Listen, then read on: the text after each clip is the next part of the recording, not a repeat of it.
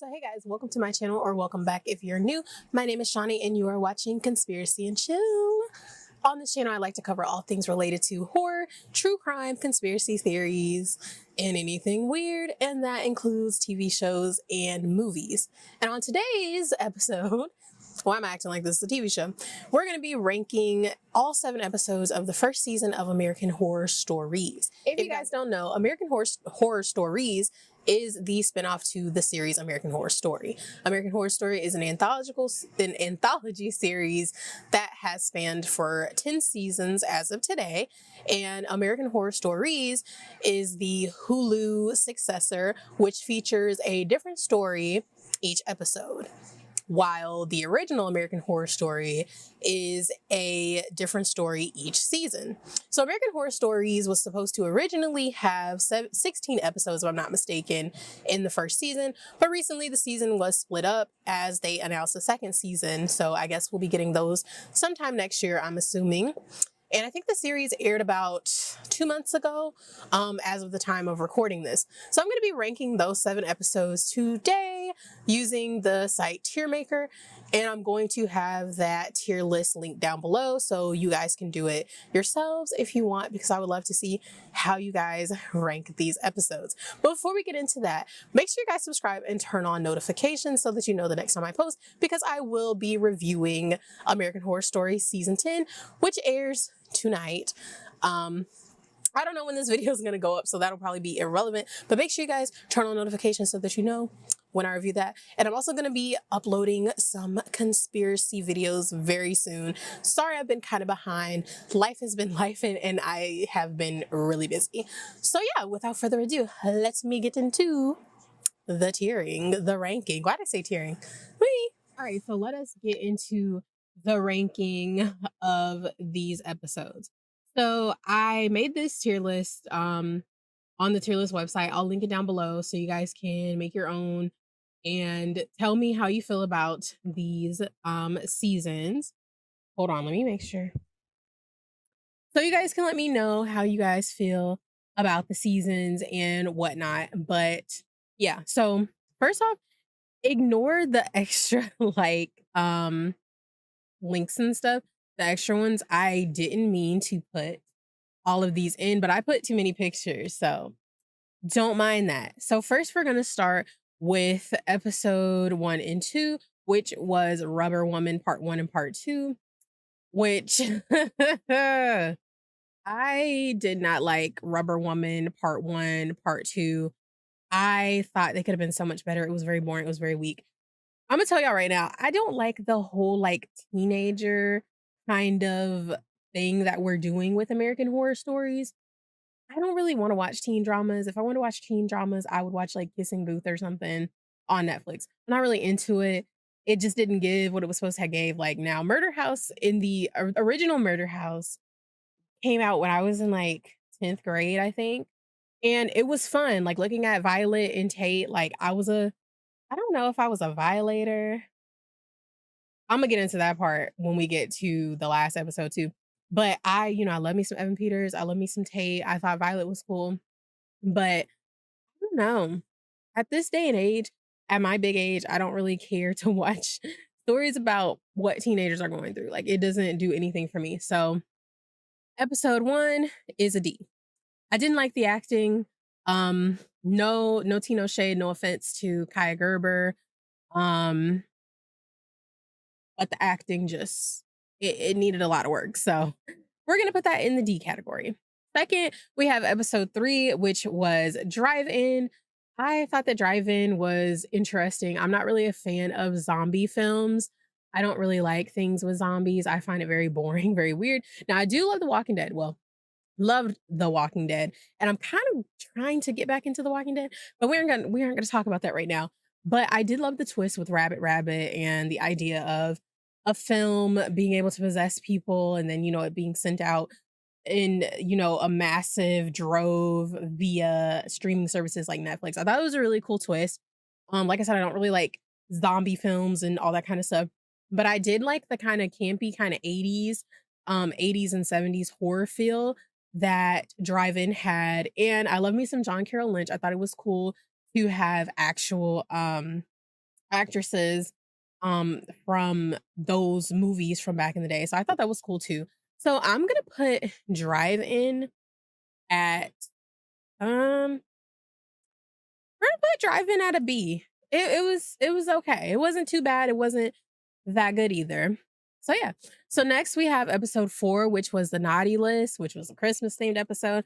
And like I said, I don't really like the direction that they were going with like these really teenager, like these like teenager teeny bopper-esque like episodes. I'm not really a fan of that. That's not really my steez. It's not really my cup of tea. So, and I know the actors were older in that episode, but it was still given that TikTok reality show, Snapchat reality show feel, which I know that's what they were going for, but it was kind of meh. Now, I did like the take on these YouTubers and prankers, going too far. That's like a real thing that happens. We all know. I did like the nods and the callbacks to like IRL things that were happening. I do wish we had gotten more information on like the Santa Claus character. If we had gotten to see more of Danny Trejo, maybe a little tiny bit more of his reasoning. I don't know. I guess maybe that's to say that he didn't have a reason for being a murderer. Like he was just a murderer because, but it didn't do it for me. So I'm going to rank Naughty List at a C. So next we get on to number 5. Episode 5 was Baal. Baal. I don't think I'm saying that correctly, but that was the episode starring Billy Lord, and she is a woman struggling to get pregnant with her husband. And she ends up getting this like fertility idol from the lady at the front desk. And we know she does like the ritual, she puts it under the bed, and then she gets a baby and she starts going crazy. So this is by far my favorite episode of season 1 of American Horror Stories. It was really good, like with the 2 twist. I don't really like demonic stuff that much, but the episode having the 2 twists that it did, with it being a setup and then actually I can't remember what her name was, the character's name, but her actually like playing and praying to the demon and ended up, like, oh, give me another baby devil. Like it was pretty interesting. I thought the way that it was told, the storytelling, I like the atmosphere of that episode. I did hate how like monotone everything was because their house was nothing but like beige, like different shades of like cream, which is not really my cup of tea, but it was a nice episode. It had a little bit of jump scares. Like I said, I like the twist. I feel like the storytelling was good, the acting was good. Now, the other characters, like the husband, his acting wasn't all that, but Billy Lord did her thing. So we're gonna put Bayal at an S tier. If the rest of the episodes in this season had followed that formula, I feel like they would have been much better. So next we have episode 6, which was Feral. And Feral is the episode where the married couple goes camping with their young son. I think he was like 3, and he ends up going missing in the woods. And then we pick up 10 years later where they are still trying to find their son, and they get a lead from this guy who's like, I know where your son is. And so we had the guy that played like the like flipper, the house flipper in the first the second episode. He was in there, and we also had um, Cody Fern, who was, Michael the Antichrist in AHS Apocalypse, which I love his acting. It was cool to see him actually using his actual accent because if you didn't know, he is actually Australian. So it was kind of cool to hear him, speak in his native tongue. And the episode gave me vibes of Hills Have Eyes, Wrong Turn. It was interesting. The plot twist with the guy, kind of faking the whole kidnapping and by the cartel thing was interesting. But it was giving a little bit of that zombie feel, just like the third episode, Drive In. It was kind of giving that. And like I said, I'm not really a fan of zombies and like human walkers and all that kind of stuff. But it was a nice episode. And in the end, they end up finding that their son is like the king of the ferals or whatever, and he decides to eat them. It was kind of a disappointing end, but it's American Horror Story, and it was all right. Like I said, it's not really my cup of tea, but it was a decently done episode. So we're gonna put that at a C tier also. Now, finally, we have episode 7, Game Over. Now, like I said, Murder House is one of my favorite seasons of American Horror Story. That is the season that started it all. It got me into it. Like I remember I was like in 2010, I think it was in like 2010, 2011. No, it was 2011. I was in like 10th grade, I think. And one of my best friends, Armani, she was like, there's this show that you might really like, which was kind of a dab. She was like, "You're weird as heck, so you probably do like this show." And I remember watching the first 2 episodes, and I was like, "Oh my god, this show is good," and I was hooked. I've been hooked to American Horror Story ever since.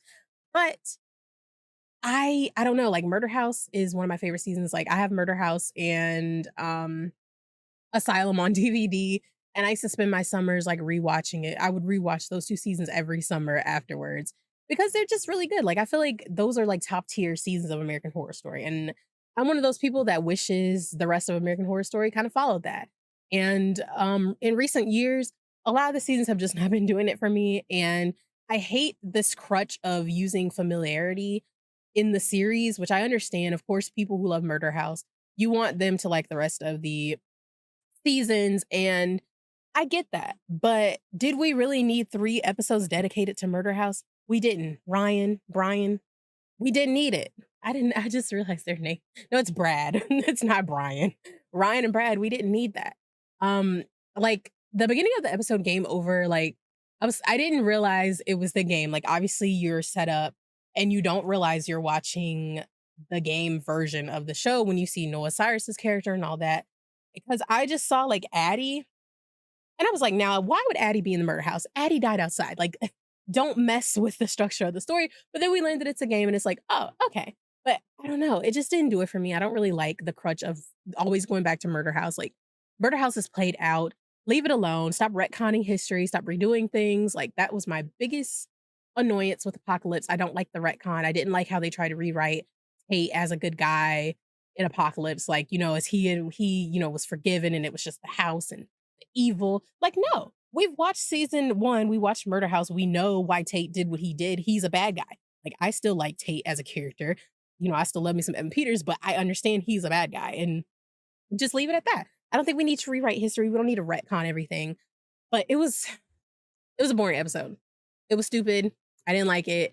I just felt like it was very weak. I felt like I hate Ruby and Scarlet as characters. Stop trying to make fetch happen. They are not they said, what did they say in the show? Like viatate?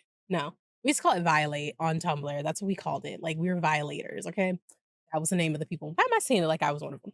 But anyway, like I just didn't like it. I felt like it was very cheap. I hate that they keep trying to make them fetch and make them like this iconic couple. They're not. I thought it was dumb to burn down Murder House and then build the condominium over it, which is a callback to actual Murder House because if you remember the one guy, Mr. Eskin, whatever the fuck his name was, but he was the dude who wanted to buy Murder House and like Moira was trying to sleep with him because she thought like, she'd be able to stay with her family and then like and then Constance like, you stupid slut, he's gonna mow the whole thing down. Your bones are gonna be buried forever. No one's gonna ever know you. And yeah. But I thought that was a good callback, but the episode just didn't do it for me. It was not a good episode. It was boring. I don't like Scarlett and Ruby. I wish they would stop trying to make them like an iconic couple or whatever. It was nice to see the callback to the first 2 episodes and to see like the therapist. Like I thought she was funny. It was good to see Dylan McDermott back as Ben Harmon. But it's just not it for me. So we're gonna put that episode all the way in the D tier. So ignore these extra pictures because I didn't know what pictures I wanted to use for which episode. But yeah, this is my tier list for American Horror Stories season 1. The first 7 episodes. I thought we were definitely gonna get a 16 episode season, but obviously they split it in 2. So that was all we got, which is kind of disappointing, but it makes sense because it airs on Wednesdays, and then we also have American Horror Story, which is coming on tonight because it is actually Wednesday the 25th as I'm recording this. So you might not see this until tomorrow or this weekend. I don't know yet.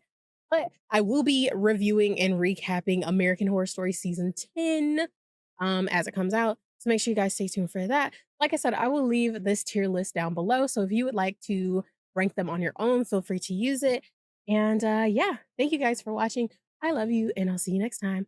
Bye.